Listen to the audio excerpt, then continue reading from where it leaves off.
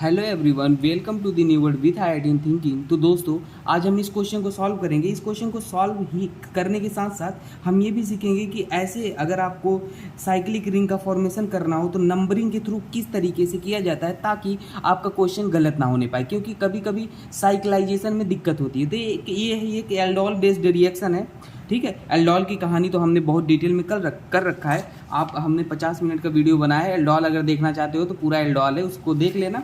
बाकी हम इस क्वेश्चन को सॉल्व करते हैं, ठीक है। तो मेरा मोटिव है कि क्वेश्चन को सॉल्व करें और हम अप्रोच सीखें क्वेश्चन को किस तरीके से एग्जाम में अप्रोच करना है। तो आइए समझते हैं। देखो, आपके पास क्या है, डाइल्यूट, बेस है और हीट गिवन है। और यहाँ पे क्या गिवन है, एल्डिहाइड और कीटोन। देखो ये क्या है, एल्डिहाइड कीटोन है। कीटोन तो पता है ना, यह एक कीटोन है, फंक्शनल ग्रुप कीटोन है। और ये एक क्या है, एल्डिहाइड है, ठीक है। तो अगर कभी भी आपको एल्डिहाइड या कीटोन गिवन हो और उसके साथ साथ रिएजेंट हमारा डाइल्यूट बेस हो, बेस जैसे कि NaOH, KOH, K2CO3, Na2O3 कुछ भी दे सकता है, और हीटिंग गिवन हो, तो वह एक एल्डोल रिएक्शन होती है।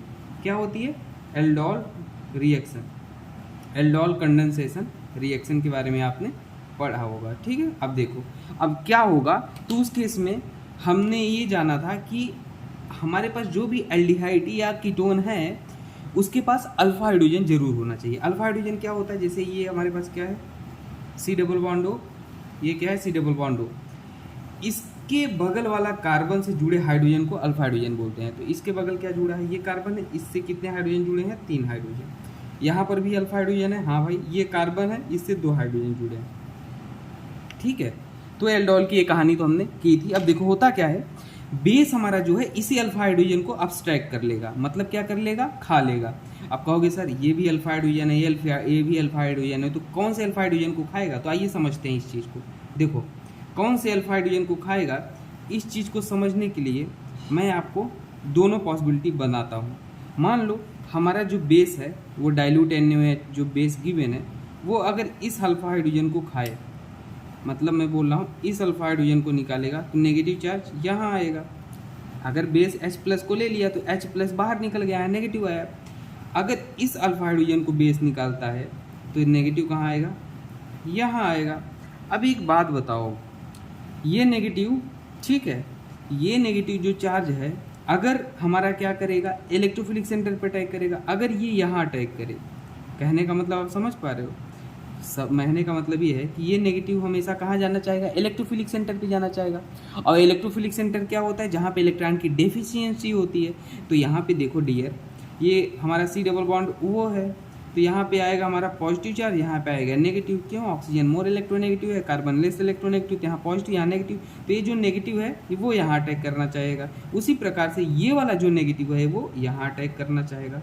तो बात आती है सर कौन से वाले नेगेटिव को हम इसको अटैक करवाएं, यहाँ पे कलर चेंज करता हूँ मैं, इस नेगेटिव को यहाँ पे अटैक करवाएं या इस नेगेटिव को हम यहाँ पे अटैक करवाएं, तो कहाँ पे अटैक करेगा।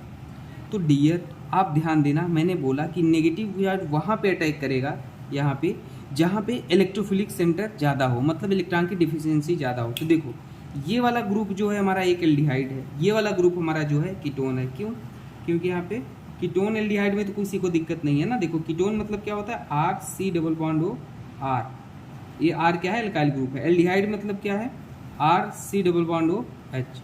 हमारा ये जो फंक्शनल ग्रुप होता है ये एल्डिहाइड है, ये पूरा कीटोन है, ठीक है। तो ध्यान देना, हमारा जो एल्डिहाइड होता है ना वो क्या होता है, उसका जो इलेक्ट्रॉन विड्रॉइंग टेंडेंसी होता है बहुत ज़्यादा होता है, ठीक है। तो ये हमारा -I बहुत ही ज़्यादा लगाता है। अब देखो ये हमारा कीटोन क्या है, इसके पास अल्काइल ग्रुप लगा है CH3, ये हमारा +I इफेक्ट लगाएगा।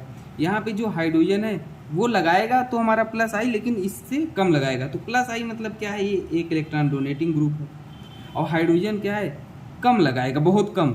तो अगर ये इलेक्ट्रॉन डोनेटिंग ग्रुप है तो ये क्या करेगा, इसको इलेक्ट्रॉन देगा। यहाँ पे इलेक्ट्रॉन जैसे ही देगा तो इलेक्ट्रॉन पे होता है नेगेटिव चार्ज, नेगेटिव चार्ज यहाँ जाके पॉजिटिव को कम कर देगा। लेकिन यहाँ पे क्या हो, ये बहुत इलेक्ट्रॉन डोनेट तो करेगा लेकिन क्या करेगा, कम करेगा, मतलब इस पॉजिटिव चार्ज को बहुत कम करेगा, ठीक है। तो यहाँ पे इलेक्ट्रोफिलिक सेंटर ज़्यादा है, तो हमारा जो नेगेटिव चार्ज अटैक करेगा वो कहाँ पे अटैक करेगा, किस रास्ते से, इस रास्ते से अटैक करेगा। अब ये नेगेटिव चार्ज बेसिकली क्या होता है, आपको समझने के लिए नेगेटिव चार्ज बोल दिया।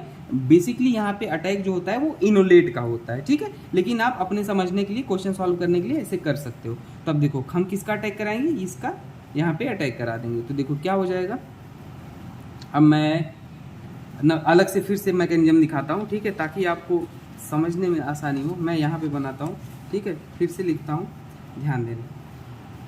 हम यहाँ भी स्ट्रक्चर को ड्रा करते हैं फिर से, वो तो हमने आपको समझाया है, लेकिन यहाँ पे आप कैसे सॉल्व करोगे ये मैं आपको यहाँ पे सिखाता हूँ। देखो होगा क्या, जैसे ही बेस हमारा क्या, बेस यहाँ पे मान लो ये था, बेस हमारा इस हाइड्रोजन को क्या कर लेता है, अब्स्ट्रैक्ट कर लेता है, तो यहाँ पे आ जाता है नेगेटिव चार्ज। यहाँ पे जैसे ही नेगेटिव चार्ज आता है तो मैकेनिज्म में क्या होता है, ये इनोलेट का फॉर्मेशन करता है, मतलब ये नेगेटिव चार्ज इधर जाएगा और ये वाला बॉन्ड इस तरीके से ओपन होता है। कहने का मतलब है, ध्यान देना, यहाँ ऑक्सीजन पे नेगेटिव आ जाएगा, यहाँ डबल बॉन्ड आ जाएगा, रेजोनेंस कर लेगा। भाई रेजोनेंस तो पढ़ा होगा ना, नहीं पढ़ा है तो मैंने जियोसिम पूरा डिटेल पढ़ा रखा है, वो आप देख सकते हो। तो ये इनोलेट बन जाता है हमेशा, ठीक है, ऐसे ही रिएक्शन होती है।